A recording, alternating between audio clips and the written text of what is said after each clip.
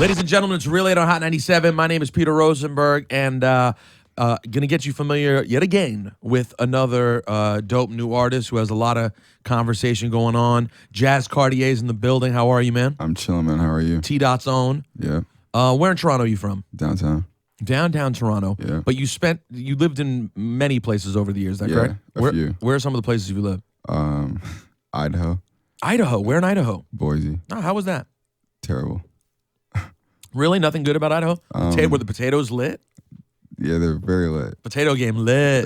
The potato game was very lit, but it wasn't a pleasant experience. Why? What wasn't pleasant about it? I mean, being the only black kid in your school was not the wave back then. It was just. And what age were you when you were there? I think I was like maybe 11. So we're talking mid 2000s. Yeah. And you were literally the only black kid in your school? Literally. Why were you there? Let's start there. Why were you in Boise?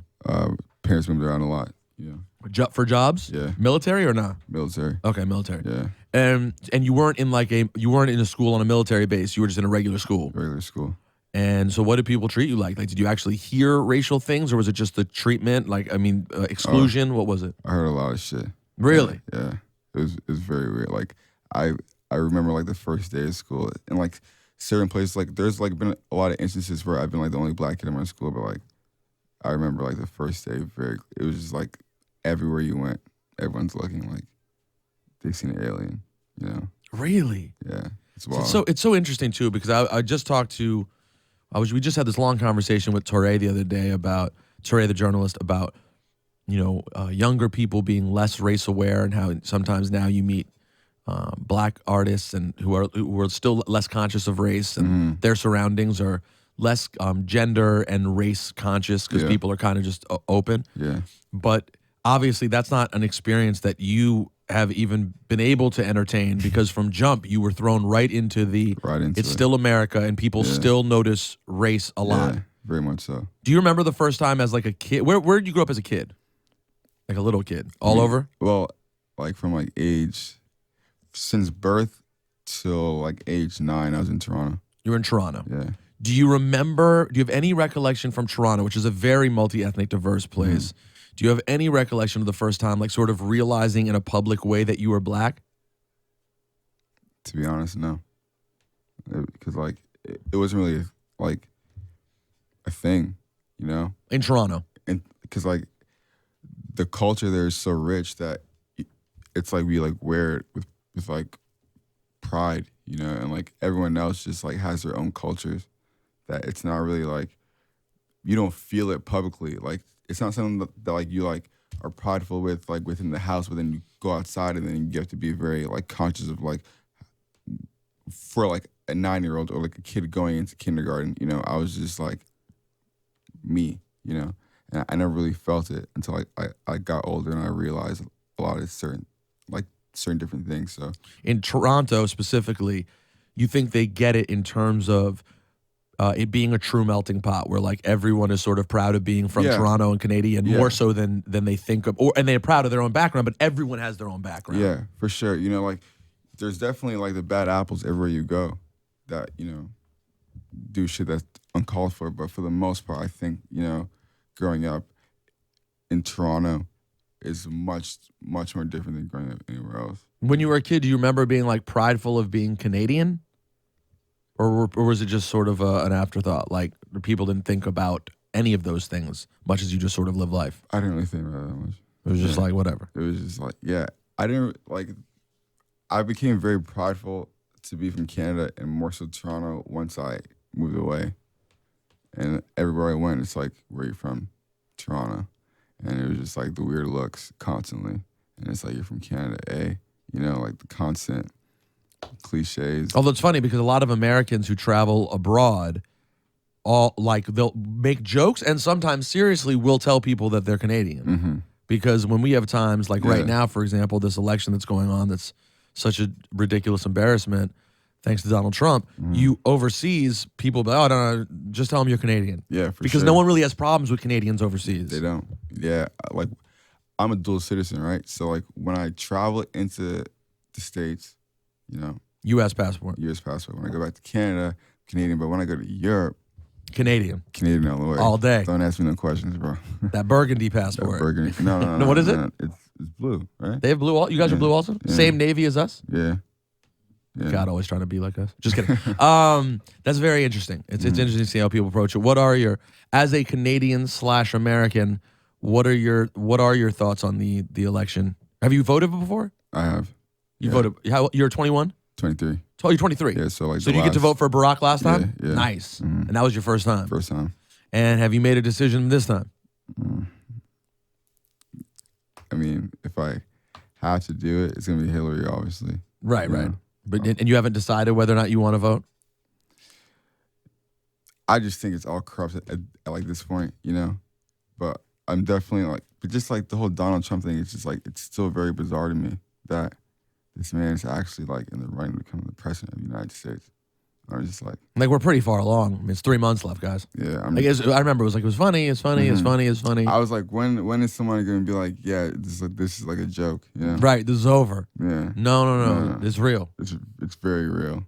And I think one of the biggest tricks the devil ever played was because Trump is so bad, the right-wing media has done an incredible job making us feel, or many of us feel, that Hillary is like somehow almost as bad. Like you're choosing between these two terrible evils.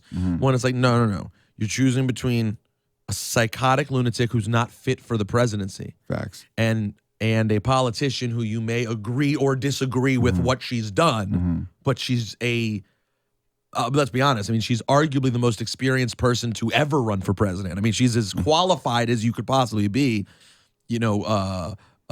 after being first lady, being U.S. Senator or Secretary of State. I don't know what more you could want of someone to learn. So, but like somehow we've gotten to this conversation where a lot of people seem like confused when it's like there really isn't a conversation. No. There's either you either care and don't want to be a total joke. You talk about being embarrassed overseas. Can you imagine going overseas if Trump becomes president, how nuts people are going to look at you? Crazy. It's going to be like a very wild experience. But like, let's not put that energy in there. No, let's not. And let's talk about this. Have you done shows overseas yet already? Yeah. I've done a lot overseas. Where are they showing you the most love? Everywhere in Europe. Really? Everywhere I go in Europe. Paris, Greece, Belgium, Amsterdam, I can name them all. I don't have the most pleasant experiences in Europe. Why? I'm just like I'm a very picky eater. Oh, no. And the food's not. Well, but there's delicious food throughout Europe. What do you not eat? Like, what makes you such a picky eater? What do you not eat? Let's start there. I don't eat cheese. No cheese. No cheese. Okay, no dairy. You a vegan? No. You're not a vegan, but you don't eat cheese. I don't eat cheese. All right. Anything else? I like breakout. I don't eat cheese. I don't eat cheese. I only eat egg whites. Okay. So, yeah. No regular egg yolks. No regular egg yolks. In Europe, it's just they don't have egg whites everywhere? No. Wow. Yeah. It's I don't think I tried. Whenever I'm in Europe, I'm not in the mood I'm not like trying to order egg whites. So I guess I didn't even know that. Here, I'm ordering egg whites right and left. All right. And what about do you eat like hamburgers? Yeah. I eat hamburgers. Like everywhere I go in Europe, it's straight chicken fingers and fries. Why don't you get, but let me just recommend this very strongly. Well, you don't like Italian food? I mean, I like Italian food. I like pasta and stuff, but like if I'm in Italy for a week, there's only so much pasta I can eat. You're not gonna eat it every day. But the pizza's amazing there too. I mean, I know it sounds cliche, but it really is good. I feel like it was, I mean, I went to Venice when I was there, and I was in Milan for like 3 days. You weren't blown away by the pizza? No. I think New York pizza is way better than Okay, what about, you're a thin guy, you can eat carbs. What about just bread? They just have delicious bread over there. Bread and butter, tasty, boom, safe. It's not exciting to me, I'm just like, in order to survive out there, I'm just all fruit. A lot of fruit. Yeah, a lot of fruit.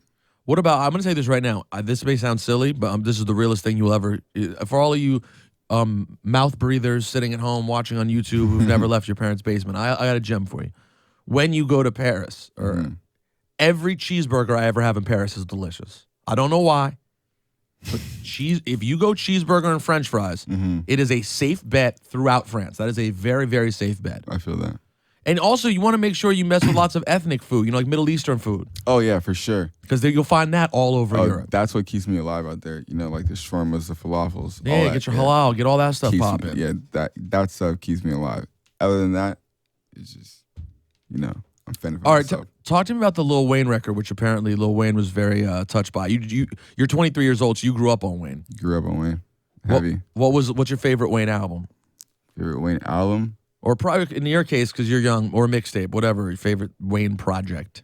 I mean, like the whole Drought series was definitely it for me. Cartier 2 was definitely one of the bigger projects in my life. Cartier 3 as well. You know, a lot of early Wayne, pretty much. I was just literally like for me, he was like the equivalent to like my Jay-Z kind of, you know, because I kind of miss that Jay-Z era where it was like, I didn't miss it, but it just didn't. No, but I mean, Blueprint came out in 2001. You were born in 1995. 93. 93. You were 8 years old. My math's not good. Yes, it's not. I get it. Yeah. It's not. Whereas Yeah. Wayne, you grew up kind of right through it. I mean, Carter Like- 5 was 2005 Like I've seen like Wayne, or you know, 6, 7. it's like transition from like, you know, Wayne Hot Boys to like Wayne the GOAT right now. So it's like it's cool to see the progression of like someone's career, you know. So yeah. So what that just inspired the song? You just wanted to make a tribute record? I mean, I had written another record that was like a lot deeper and like, you know, like whatever.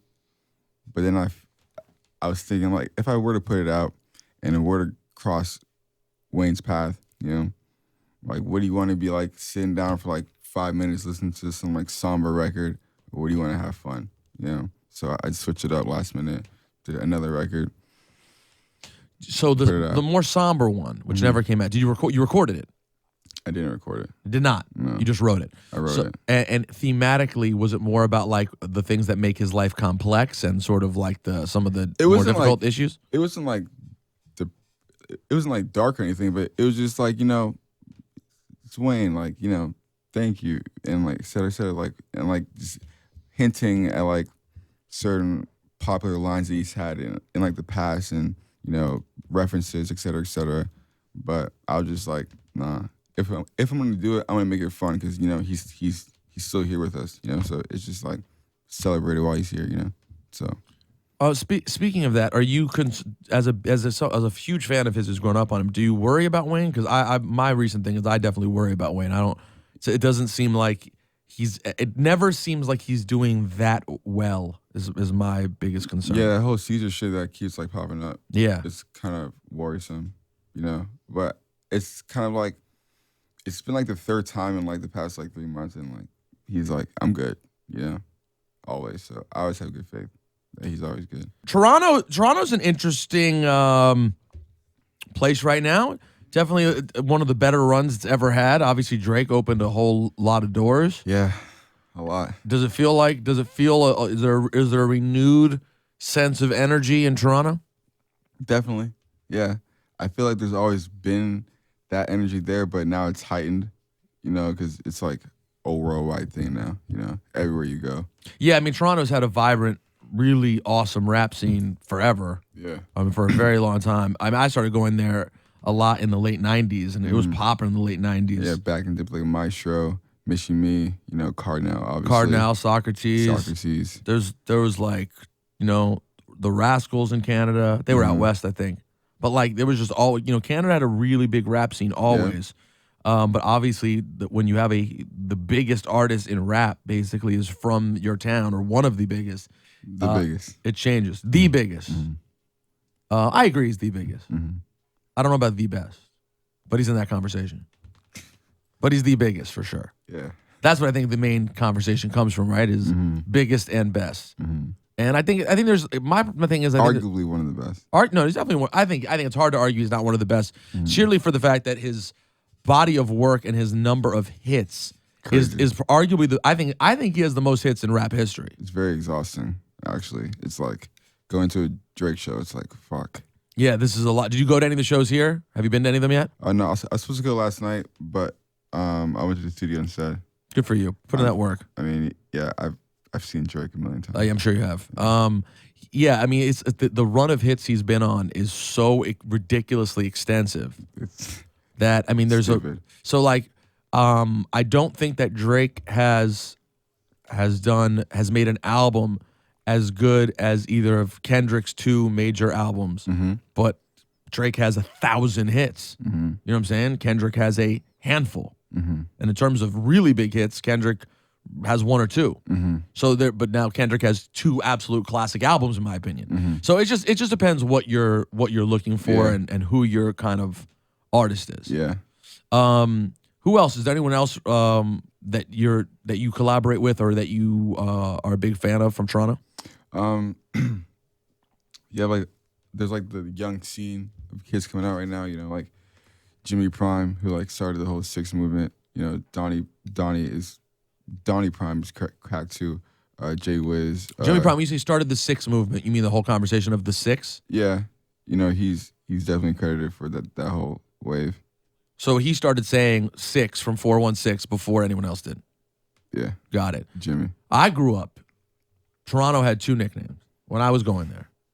It was like T.O. and T-Dot. Exactly. That was it. T.O. and T-Dot. And T-Dot was it for life. Like, T-Dot, if you're, I believe, tell me if I'm wrong about this.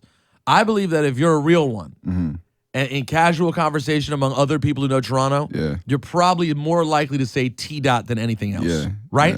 Yeah. I noticed like when like a lot of like the New York guys come to the city, you know, it's like T-Dot. Yeah, because that's because if you were an OG like Toronto visitor, that's what made you feel down with being there. Like, I go to T-Dot all the time. Yeah. And then all of a sudden it was like, nah, it's the Six. I was like, nah, fam, I ain't going with the Six. It's cool. Shout out to Jimmy Prime. Dope. And it obviously worked quite well. Yeah. But I'm just saying in terms of like, that was what I grew up on. I felt and then T.O. was more like a local.